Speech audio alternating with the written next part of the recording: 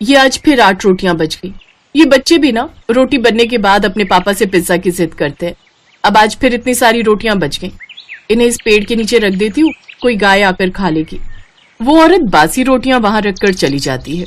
तभी वहां प्रिया और बिट्टू 2 छोटे भाई बहन आते हैं और वो उन रोटियों को उठाकर अपने साथ ले जाते हैं।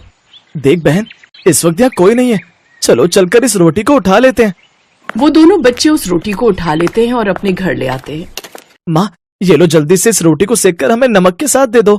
लेकिन ये तुम कहाँ से ले आए? माँ, कोई आंटी पेड़ के नीचे रख कर गई थी, वहीं से उठाकर लाए हैं। ये सुनकर ममता की आंखों में आंसू आ जाते हैं। इसी तरह वो जैसे तैसे दिन काट रहे थे। फिर अगले दिन, माँ, पेट में बहुत दर्द हो रहा है। मैं जानती हूँ बेटा, तुम्हें ये दर्द क्यों हो रहा है। तुम्हें भूख के कारण ये दर्द हो रहा है ना। माँ, सुना है अपने गांव के शिवजी वाले मंदिर के बाहर आज भंडारा होने वाला है। क्या तू सच कह रहा है? चल फिर अभी से चलकर लाइन में लग जाते हैं। ममता और बिट्टू जाकर भंडारे की लाइन में लग जाते हैं। फिर दिन के वक्त उनको 2-2 पूरी और आलू की सब्जी मिलती है। अरे, इससे तो हमारा किसी का पेट नहीं भरेगा। चल इसको एक तरफ रख देते हैं और दोबारा लाइन में लग जाते हैं। वो दोनों फिर से लाइन में लग जाते हैं, लेकिन भंडारे वाला उन्हें पहचान लेता है और उनको वहां से भगा देता है। वो वही 4 पूरी लेकर घर आ जाते हैं और सभी एक एक पूरी खाकर सो जाते हैं। इसी तरह उनके दिन गरीबी में कट रहे थे। दरअसल ममता के पति मनमोहन का एक्सीडेंट हो गया था, जिसके बाद से उसने बिस्तर पकड़ लिया। अब उनके घर की हालत काफी खराब हो गई। ममता ने काम ढूंढने की बहुत कोशिश की, लेकिन उसे कहीं भी काम नहीं मिल रहा था, जिस कारण उन्हें ऐसे दिन देखने पड़ रहे थे। और फिर एक रोज, अरे ममता, सुना है तू कई दिनों से काम ढूंढ रही है। हाँ काकी, आप तो जानती हैं घर के हालात कैसे हैं, लेकिन मुझे कहीं भी काम नहीं मिल रहा।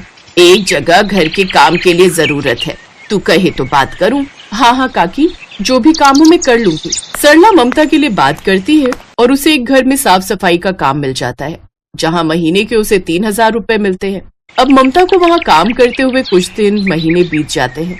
एक रोज उसकी मालकिन उससे, अच्छा सुनो ममता, कल मेरे बेटे का जन्मदिन है, तो मैं ना बहुत बड़ी दावत दे रही हूँ जिसमें बड़े घर के लोग आएंगे, तो तू भी कल समय पर आ जाना और सब काम संभाल लेना। ठीक है मालकिन, मैं आ जाऊंगी।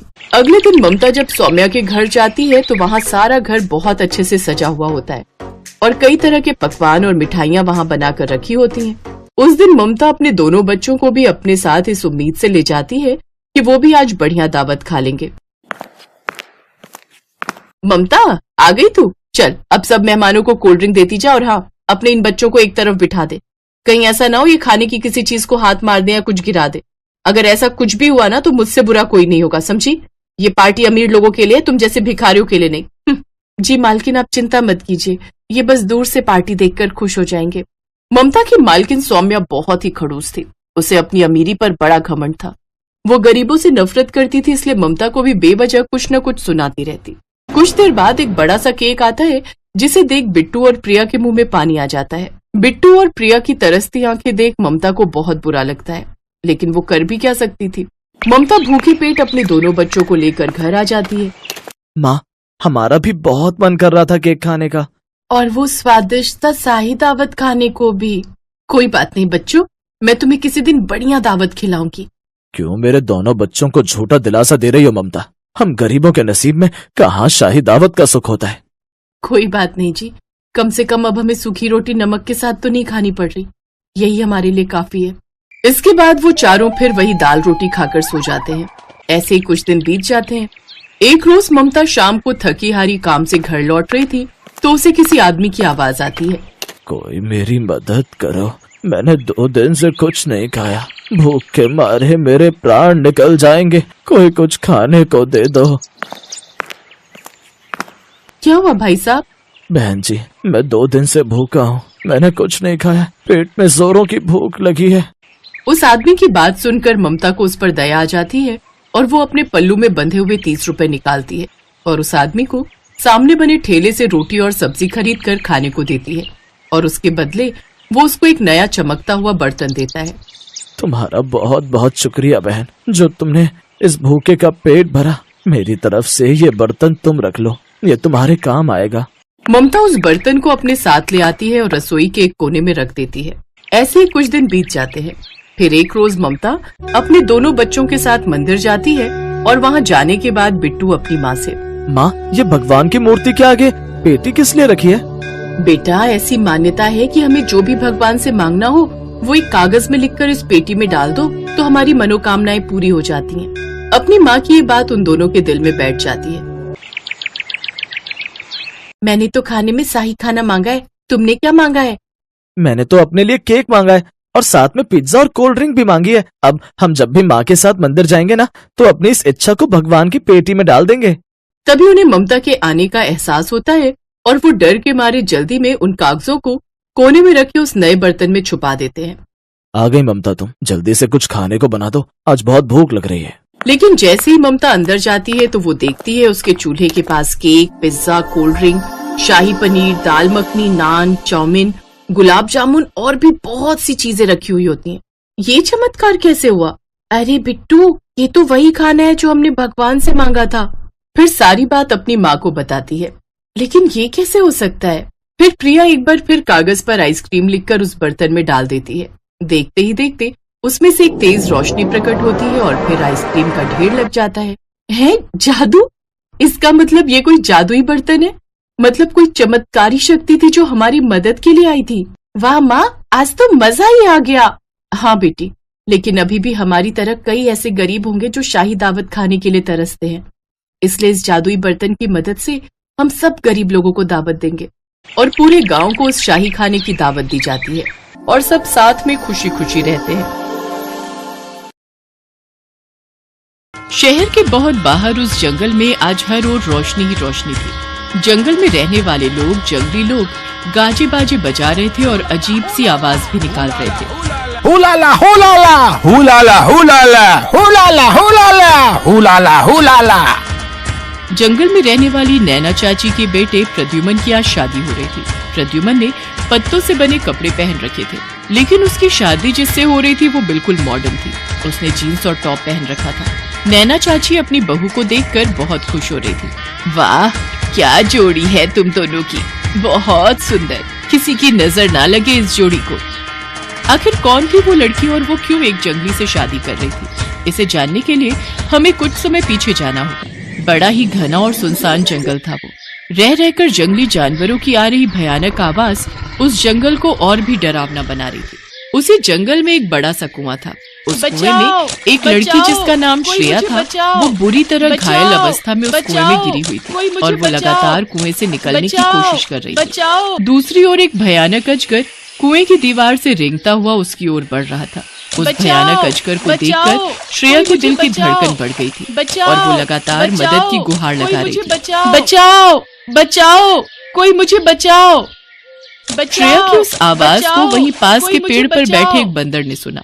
वो भागकर कुएं के पास आया और कुएं में झांक कर देखा। उसे सारा माजरा समझ में आ गया। उसके बाद वो अजीब सी आवाज में चिल्लाने लगा। उस बंदर की आवाज को जैसे ही जंगल में रहने वाली कुछ जंगली औरतों ने सुना तो शिप्रा, ये आवाज तो हमारे बंदर की है। लगता है कोई मुसीबत में है, हमें उसकी मदद करनी होगी। उसके बाद वो जंगली औरतें वहाँ से निकल पड़ी और आवाज की दिशा में बढ़ने लगी। कुछ औरतों ने अपने हाथों में मशाल ले रखी थी, तो किसी ने तीर धनुष, किसी ने भाला पकड़ रखा था, तो कोई हाथ में मोटी सी रस्सी। आवाज की दिशा में बढ़ते हुए वो उस कुएं के पास पहुंची। उन्हें देखकर वो बंदर शांत हो गया और नैना चाची के पास जाकर बैठ गया और उनके कानों में कुछ कहने लगा।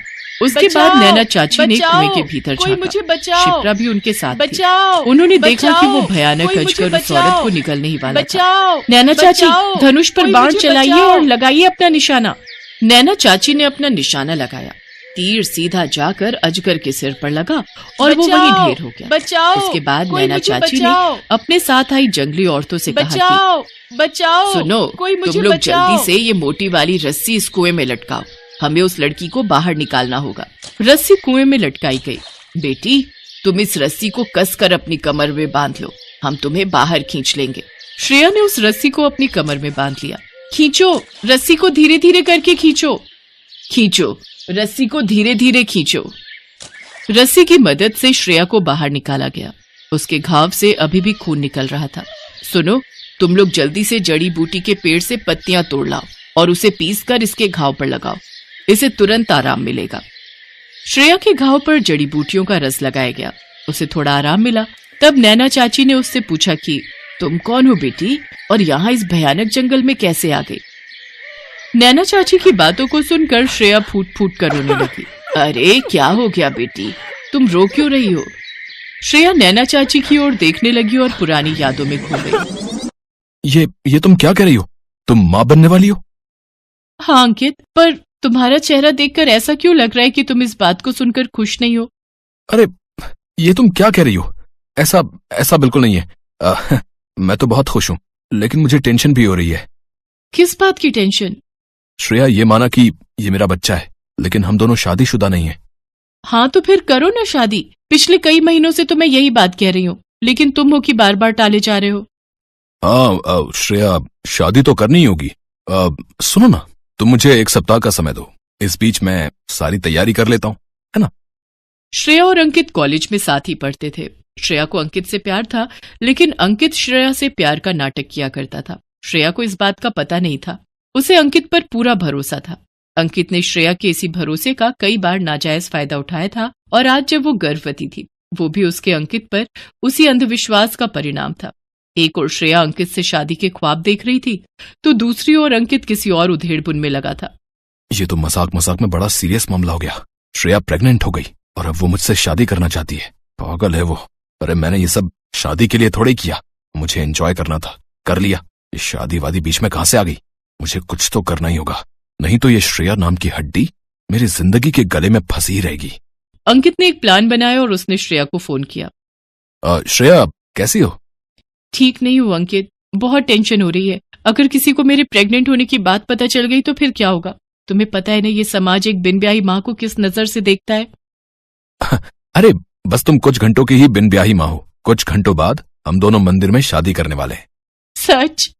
अरे तुम्हारे सर की कसम। सुनो, तुम मुझे एंजल मॉल के पास मिलो, मैं तुम्हें वहीं पिक कर लूंगा, फिर वहां से हम मंदिर जाएंगे। अंकित ने श्रेया को मॉल के पास से पिक किया। श्रेया बहुत खुश थी। Ankit, I am really very very happy. मेरी लाइफ का सबसे बड़ा सपना कुछ देर में पूरा हो जाएगा। मैं तुम्हारी वाइफ बन जाऊंगी। I love you Ankit. I love you too Shreya. ये कहकर अंकित ने अपने पास रखी एक कोल्ड ड्रिंक की बोतल उसकी ओर बढ़ाई। श्रेया उसकी ओर देखकर मुस्कुराई और कोल्ड ड्रिंक पीने लगी। कुछ देर बाद, अंकित यार, ये मेरा सर क्यों घूम रहा है और सब कुछ धुंधला धुंधला क्यों दिख रहा है? ये कहते हुए उसकी आवाज बोझिल होने लगी और फिर वो बेहोश हो गई। उसकी बेहोशी के बाद बहुत शादी का भूत सवार था ना तेरे ऊपर, अब वो भूत ऊपर जाकर उतर जाएगा। अंकित की कार सुनसान सड़क से होती हुई एक जंगल में प्रवेश कर गई। उसकी कार थोड़ी दूरी तक जंगल में चलती रही और फिर एक कुएं के पास जाकर रुक गई। हाँ, ये आ गई मेरी मंजिल। 3 दिन पहले ही यहाँ आकर मैंने सब कुछ देख लिया था मेरी जान, ताकि मुझे इस जंगल में कोई दिक्कत ना हो। अंकित ने श्रेया को उठाया और उसे कुएं में फेंक दिया। छपाक की एक आवाज आई और एक बार फिर अंकित जोर जोर से हंसने लगा। बाय माय डियर श्रेया, शादी मुबारक हो। तो तुम प्रेग्नेंट हो श्रेया? हाँ, और मेरी इस हालत की वजह भी मेरा प्रेग्नेंट होना ही है। अंकित को शायद ये मंजूर नहीं था। श्रेया, क्या तुम वापस अपने प्रेमी के पास जाकर उसे सबक सिखाना चाहती हो? नहीं, मैं उससे कुछ नहीं कहना चाहती। मैं उसे बहुत प्यार करती हूँ। तो फिर अब तुम कहाँ जाओगी? मैं पता नहीं, क्या मैं यहाँ रह सकती हूँ आप लोगों के पास? श्रेया की बात पर नैना ने कहा, बेटी तुम यहाँ हमारे पास रह तो सकती हो, लेकिन तुम्हें यहाँ किसी से शादी करनी पड़ेगी। शादी? हाँ, हमारे जंगल का यही नियम है। अगर कोई भी बाहरी दुनिया से यहाँ आकर बसना चाहता है तो उसे यहाँ शादी करनी होती है। हाँ, लेकिन इसमें कोई जोर जबरदस्ती नहीं होती है, अपनी मर्जी से शादी करना होता है। श्रेया जंगल से बाहर नहीं जाना चाहती थी। उसे उस दुनिया में फिर से नहीं जाना था जहाँ शोषण था, जहाँ प्यार की कीमत नहीं थी। हालांकि वो किसी जंगली से शादी भी नहीं करना चाहती थी, लेकिन उसके पास कोई चारा नहीं था, तो उसने प्रद्युमन से शादी कर ली। समय धीरे धीरे बीतता गया। इस बीच श्रेया ने महसूस किया कि प्रद्युमन उसका बहुत ख्याल रखता है, उसकी हर छोटी बड़ी जरूरतों का भी पूरा ख्याल रखता है। ये जानते हुए भी कि वो किसी और के बच्चे की माँ बनने वाली है, प्रद्युमन उससे कोई भेदभाव नहीं करता था। हालांकि वो उससे खिंची खिंची रहती। कुछ दिनों के बाद श्रेया ने एक लड़की को जन्म दिया। उस लड़की को देखकर प्रद्युमन खुशी से झूमने लगा और अपनी माँ से बोला, माँ देखो, कितनी प्यारी बच्ची आई है हमारे घर। मैं पिता बन गया माँ, मैं पिता बन गया। प्रद्युमन के उस व्यवहार को देखकर श्रेया की आंखें भर आई और उसने पहली बार प्रद्युमन से कहा, सिर्फ आप ही पिता नहीं बने हैं, मैं भी तो इसकी माँ हूँ और मैं दादी। ये कहकर उन सभी ने एक दूसरे को गले से लगा लिया।